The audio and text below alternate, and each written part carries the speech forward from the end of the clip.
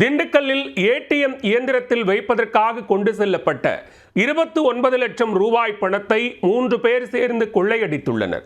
பணம் நிரப்பும் ஊழியரும் கொள்ளைக்கு உடந்தையாக இருந்தாரா?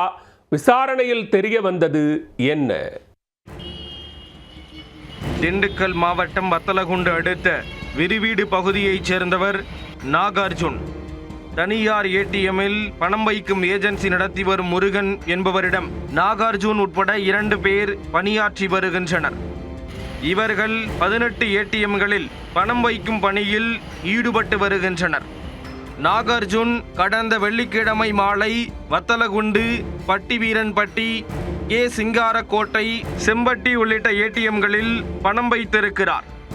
அதைத் தொடர்ந்து சின்னாலப்பட்டியில் உள்ள ஏடிஎம்மில் பணம் வைப்பதற்காக தனது 2 சக்கர வாகனத்தில் 29 லட்சத்துடன் செம்பட்டி அடுத்த புது கோடாங்கிப்பட்டி அம்பாத்துறை சாலையில் சென்றுள்ளார்.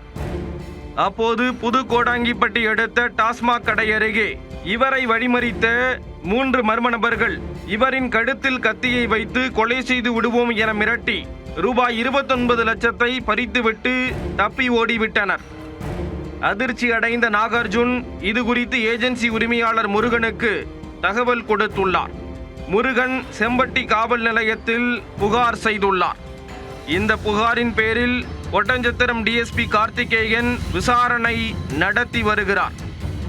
மேலும் ஒரே 2 சக்கர வாகனத்தில் 3 நபர்கள் ரூபாய் 29 லட்சத்தை பறித்து கொண்டு தப்பி ஓடியதால் அப்பகுதிகளில் உள்ள சிசிடிவி கேமரா காட்சிகளை தனிப்படை போலீசார் ஆய்வு செய்து வருகின்றனர். வாகனத்தின் பதிவெண்ணை வைத்து நடத்தப்பட்ட விசாரணையில் அது தேவதானப்பட்டியைச் சேர்ந்தவருடையது என்பது தெரிய வந்தது.